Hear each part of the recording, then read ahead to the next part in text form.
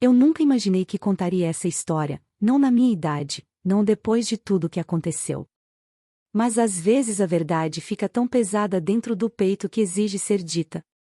Então, antes de revelar quem eu sou, deixa eu te contar o momento que mudou tudo, o momento que ainda arrepia qualquer um que ouve. O tribunal ficou em silêncio absoluto. As pessoas cochichavam, confusas, enquanto todos os olhares se voltavam para a pesada porta de madeira. E então, o juiz, sim, o mesmo juiz que nunca se levantava para ninguém, empurrou lentamente a cadeira para trás e se pôs de pé no instante em que eu entrei. Até a mulher que um dia disse que eu era impotente parou de respirar por um segundo. O rosto dela ficou pálido como geada de inverno. Ela não fazia ideia de quem eu realmente era. Mas o karma sempre sabe. Antes de te contar como tudo se desenrolou, se você gosta de histórias reais de justiça, traição e força inesperada, por favor considere se inscrever. Ajuda mais do que você imagina. Meu nome é Ingrid Soleim, e eu tenho 61 anos. Nasci e fui criada numa pacata cidade costeira na Noruega, um lugar de ventos gelados, café quente e gente que finge não se meter na vida alheia, mas nunca deixa de fazer isso. Minha vida era simples, previsível e, para muitos, até chata. E talvez por isso ela achasse que eu era inofensiva. Invisível. Fácil de ignorar. A mulher que me subestimou era a irmã do meu falecido marido, Ragna, queixo forte, olhos frios e um coração mais duro que as rochas das montanhas que ela escalava na infância. Depois que meu marido morreu de repente, ela me tratou como se eu tivesse morrido junto com ele. Achava que eu não tinha família, dinheiro nem futuro. Aos olhos dela, eu era só uma viúva envelhecida que ela podia empurrar para o lado, humilhar e enterrar sob palavras afiadas. Mas ela não me conhecia. Não sabia o que perder tudo pode despertar dentro de uma pessoa. E com certeza não sabia que um dia um juiz se levantaria por mim enquanto ela tremia no banco. Tudo começou há 3 invernos, no mês mais escuro do ano. Dezembro no norte da Noruega parece uma longa noite que nunca acaba. Eu ainda estava de luto, acordando todas as manhãs numa casa silenciosa demais, vazia demais. Meu marido, Eric, cuidava de todas as finanças. Confiava nele completamente, então quando ele se foi, me vi nadando em águas desconhecidas, papéis, números, documentos, mas acreditava que tudo estava em ordem. Até o dia em que Ragnar apareceu na minha porta, com as botas cobertas de neve, a respiração embaçando o ar como fumaça. Ingrid, disse ela, sem saudação, houve complicações com a herança. Eu te ajudo a resolver. Ajuda. Essa palavra ainda tem gosto amargo. Ela tomou o controle com tanta suavência, tanta confiança, que no meu estado frágil eu deixei. Inspecionou cada documento, cada registro, cada conta. Disse que Eric havia deixado dívidas, muitas dívidas, e que eu precisaria vender nossa cabana e até o pequeno terreno que tínhamos para cobri-las. Confiei nela na época. Afinal, era família. E eu estava destruída demais para questionar. Mas aos poucos, coisinhas começaram a aparecer, erradas. Por que ela evitava contato visual sempre que falava de números? Por que corria nas explicações como se não quisesse que eu entendesse? E por quê? Porque ela parecia quase feliz toda vez que declarava que eu estava perdendo mais do que o esperado. Uma noite, sem conseguir dormir, sentei-me à minha velha escrivaninha de madeira e abri a caixa empoeirada de papéis que Eric guardava no sótão. Ele era sempre tão organizado, rotulava tudo com capricho. Encontrei extratos bancários antigos, anotações à mão, apólices de seguro. Quanto mais lia, mais meu estômago se contraía. Meu marido não tinha dívidas. Na verdade, tinha investimentos que eu nem sabia, estáveis, seguros. Então por que Ragnar dizia que tudo tinha sumido? Confrontei ela na manhã seguinte. Ela riu, uma risada fria, ecoante. Ingrid, você não entende de finanças. Deixa as pessoas inteligentes cuidarem disso. Pessoas inteligentes. Era assim que ela se chamava. As semanas seguintes foram as mais humilhantes da minha vida. Ela trouxe estranhos para dentro da minha casa, corretores de imóveis, mostrando quartos onde eu havia vivido por 40 anos. Contou aos vizinhos que eu estava confusa, fraca, não mentalmente apta para gerir as coisas. E as pessoas acreditaram. Afinal, ela era confiante, forte, e eu era só uma viúva de luto e envelhecida. Mas o luto pode te quebrar ou te forjar. E algo dentro de mim, algo antigo, algo teimoso, começou a acordar. Comecei a cavar mais fundo. Visitei bancos, falei com consultores, solicitei documentos, aprendi sobre contas e leis de propriedade. Passei longas noites lendo coisas que mal entendia, mas a cada dia a clareza crescia. Um padrão se formou. Uma verdade emergiu. Ragna não estava me ajudando. Estava me roubando. Mas ela cometeu um erro fatal, subestimou uma mulher de 61 anos que não tinha mais nada a perder. Reuni tudo, cartas, extratos, assinaturas, datas. Organizei com cuidado, em silêncio, como uma raposa invernal caçando sua presa. E quando a hora chegou, fui à polícia. Eles escutaram. Fizeram anotações. E então disseram algo que nunca esquecerei. Senhora Soliin, isso é fraude. Seguiu-se uma longa investigação. Semanas. Meses. E então veio o dia da audiência, o dia que viraria nosso mundo de cabeça para baixo. Cheguei ao tribunal usando o velho cachecol do meu marido, as mãos tremendo mas o coração firme. Quando empurrei a porta, o juiz ergueu os olhos do processo. Seus olhos se arregalaram. E então, ele se levantou. Não por Ragna. Não pelos advogados. Mas por mim. Por quê? Porque ele havia lido tudo. Sabia a verdade. E respeitava a força que uma viúva de luto precisou para expor a mulher que tentou destruí-la. Mas isso é só o começo. Você ainda nem ouviu o que Ragna fez em seguida? Nem o motivo chocante pelo qual o juiz me tratou como alguém muito mais poderosa do que ela jamais imaginou. Você pode pensar que a parte mais difícil acabou quando o juiz se levantou por mim, mas não. Aquele momento foi apenas a faísca antes do fogo. Porque o que veio depois não foi justiça ainda, foi a tempestade antes da justiça. E tempestades, elas revelam quem as pessoas realmente são. Quando entrei naquela sala de tribunal, o ar parecia mais pesado que a névoa de inverno rolando sobre os fiordes. Eu quase podia ouvir meu próprio coração ecoando nos ouvidos, constante mas afiado. E do outro lado da sala, Ragna estava sentada rigidamente, recusando-se a olhar para mim. Sua confiança, outrora tão alta e transbordante, parecia encolher toda vez que o juiz olhava em sua direção. Ela deve ter sentido que a maré estava virando, finalmente, depois de meses de suas mentiras. Eu me sentei devagar, minhas mãos descansando na pilha de papéis que eu havia organizado com cuidado trêmulo. Esses não eram apenas documentos. Eram a verdade que havia sobrevivido ao luto, à humilhação e à traição. Eram a minha voz quando eu me sentia sem voz. O juiz pigarreou e começou a ler o resumo do caso. Sua voz era calma, firme, mas cada palavra parecia uma pedra caindo em água parada, enviando ondulações pela sala. Ingrid Soliin, 61 anos, viúva de Eric Soliin. Ouvir minha vida resumida em uma única frase parecia estranho, quase irreal. Mas então ele continuou. Discrepâncias em transferências de propriedade, assinaturas não autorizadas e ativos não declarados.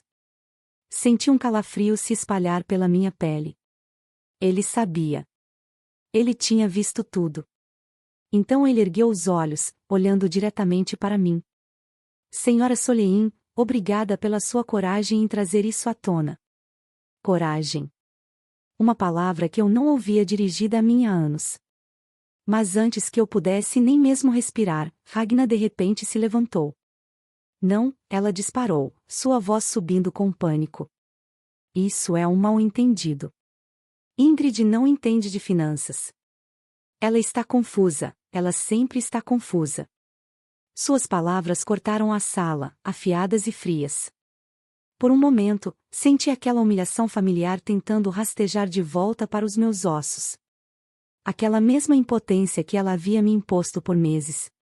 Mas dessa vez, algo dentro de mim se recusou a dobrar. Eu olhei para cima devagar e encontrei seus olhos. Eu não disse nada, ainda não. Mas o silêncio pode ser mais poderoso que gritar. O juiz ergueu a mão para pará-la. Senhora Ragna, por favor, sente-se. Este tribunal revisará as evidências sem interrupção. Ele não a chamou pelo sobrenome. Ele não mostrou respeito a ela. Ele só mostrou limites a ela. O rosto de Ragna escureceu. Ela se sentou, mas seu corpo se contorcia de agitação, seus dedos batendo rapidamente na mesa de madeira como se tentassem arranhar o caminho de volta ao controle. O juiz se virou para mim novamente. Senhora Solein, gostaria de fazer uma declaração? Por um momento, o mundo pareceu parado. Pensei em Eric, na casa que construímos, nas manhãs quietas e noites quentes. Pensei nos meses passados me afogando no luto enquanto alguém em quem eu confiava roubava de mim pedaço por pedaço, sorriso por sorriso. Eu me levantei, mesmo que minhas pernas tremessem. Meu marido confiava na família dele, comecei suavemente, e eu confiava na minha. Eu estava de luto, e acreditei no que ela me disse. Mas aprendi a verdade. E aprendi que o luto não te torna fraca. Ele só esconde sua força por um tempo. A sala estava em silêncio, tão silenciosa que eu podia ouvir alguém respirando 2 fileiras atrás de mim. Eu amava meu marido. E tudo o que ele trabalhou não era apenas dinheiro ou propriedade, era a nossa vida. Ela tentou apagar isso. Ela pensou que eu não notaria porque sou velha. Porque estou sozinha. Mas ela estava errada. Minha voz falhou, mas eu não parei. Ela me subestimou. Ela me chamou de impotente. Eu lentamente coloquei a pasta de documentos na mesa.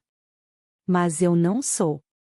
Quando me sentei, o juiz acenou com firmeza, quase respeitosamente, e então voltou sua atenção para Ragna.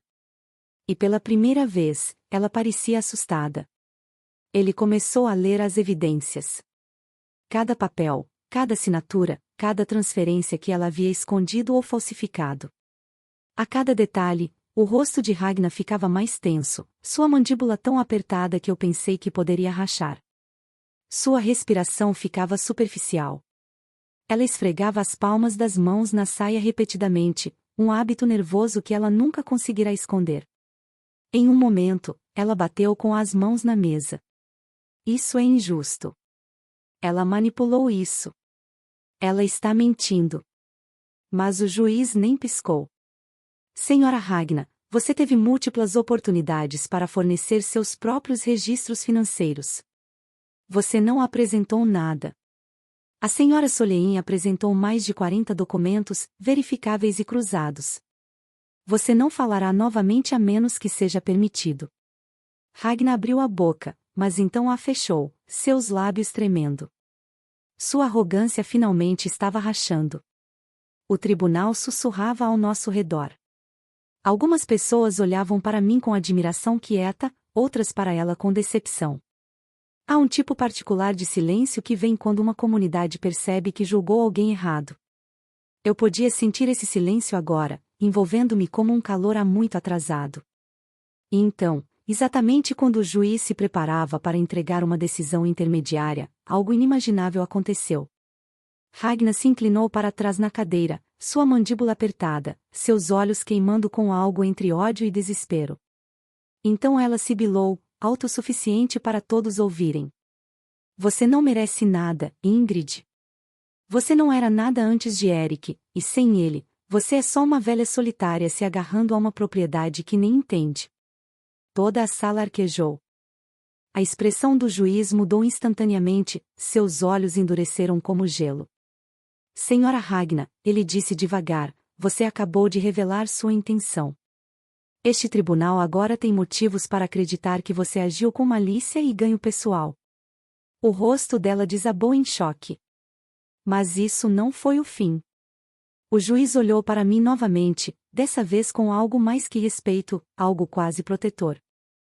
Senhora Solein, há informações adicionais que devem ser apresentadas, ele disse. Ele pegou em um arquivo separado, um que eu nunca tinha visto antes.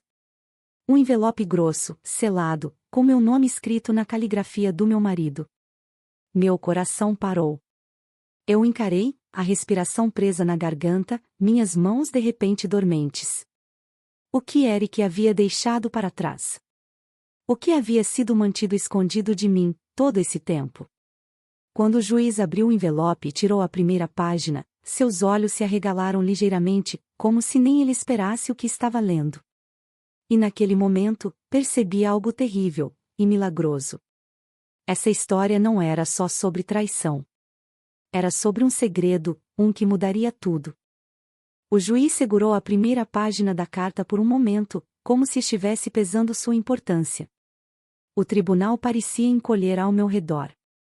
Todo som desapareceu, cada tosse, cada arrastar de pés, até que só conseguia ouvir o leve farfalhar do papel em suas mãos.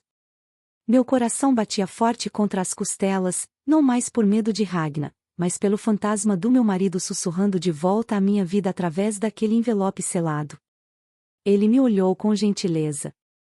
Senhora Solein, isto foi escrito pelo seu marido pouco antes de partir. Um tremor percorreu meu corpo.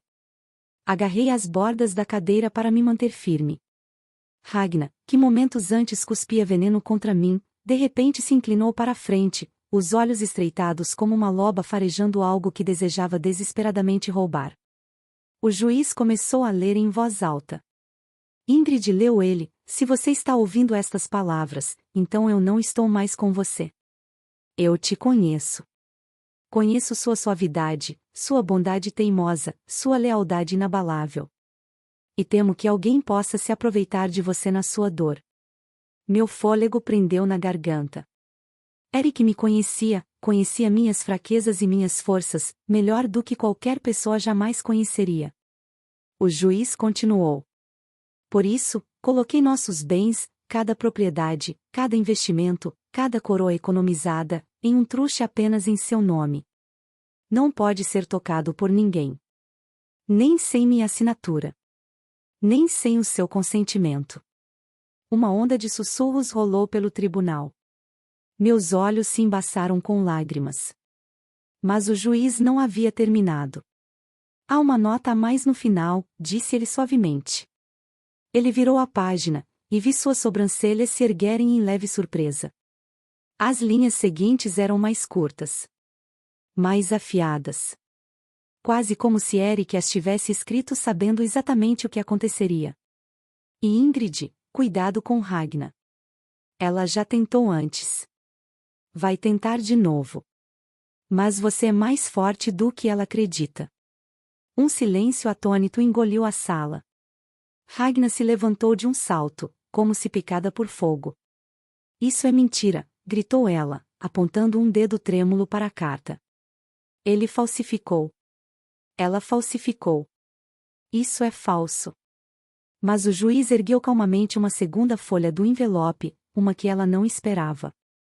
Esta carta foi verificada por um tabelião. É legítima, disse ele.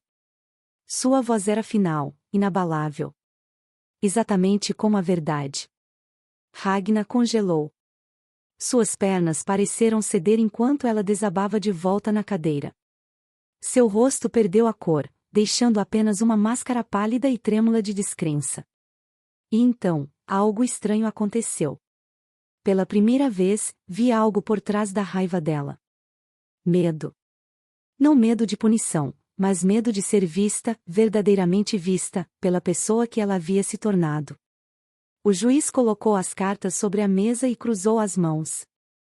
Senhora Ragnar, disse ele, o tom pesado de julgamento, você tentou fraudar uma viúva em luto, falsificou documentos e manipulou registros de propriedade. As provas são esmagadoras. Seus lábios se abriram, mas nenhum som saiu. Você será acusada de fraude, falsificação e coerção. A fiança será negada. O oficial de justiça avançou. A cadeira de Ragnar arranhou o chão com força enquanto ela tentava se afastar, mas não havia mais para onde ir. Este era o momento em que o karma chegava, firme e frio, depois de caminhar devagar por tanto tempo. Enquanto era algemada, ela se virou para mim, os olhos desesperados, procurando por uma simpatia que nunca havia me dado. Ingrid, por favor, você precisa me ajudar. Eu sou família. Família. A palavra soou oca. Engoli em seco, minha voz suave, mas firme. Você deixou de ser família no dia em que tentou tirar tudo o que Eric e eu construímos. Seus olhos se arregalaram em desespero. Mas eu não desviei o olhar. Não mais. O oficial de justiça a levou embora, seus passos ecoando como os últimos estalos de uma montanha se partindo. Quando a porta se fechou atrás dela, o tribunal exalou. O juiz exalou. E eu senti algo dentro de mim se soltar, um nó que carreguei por meses finalmente se desfazendo. O juiz falou novamente, agora com uma gentileza que eu não esperava. Senhora Solein, você demonstrou uma força e resiliência extraordinárias. Apesar do que fizeram você acreditar, você está longe de ser impotente. Senti algo quente florescer dentro do meu peito. Uma força que eu não sabia que ainda existia. Ele sorriu brevemente, raro para um homem conhecido pela severidade. Espero que saiba, acrescentou, que quando me levantei antes, foi por respeito. Não por obrigação. Respeito. Uma palavra que eu não sentia dirigida a mim há muito, muito tempo. Assenti, incapaz de falar enquanto lágrimas de gratidão se acumulavam nos meus olhos.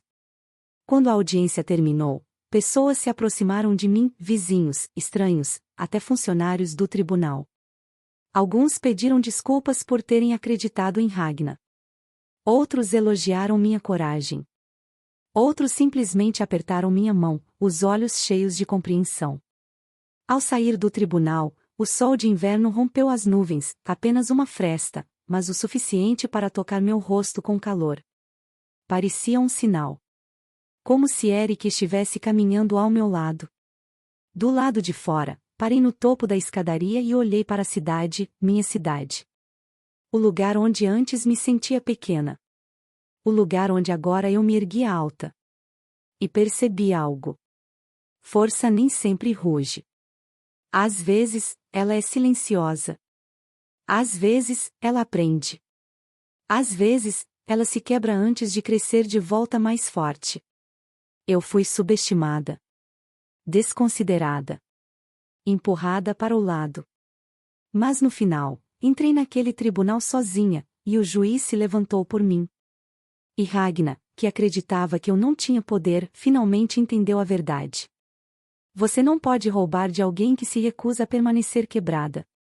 Você não pode quebrar alguém que já se reconstruiu. E você não pode fugir do karma. Não para sempre. Ao chegar ao térreo, ergui o rosto para o céu norueguês pálido e sussurrei, obrigada, Eric.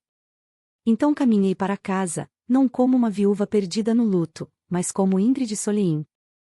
Uma mulher que reconquistou sua vida. Se você quer mais histórias como esta, histórias de justiça, coragem e a força inesperada dentro de pessoas comuns, não esqueça de se inscrever.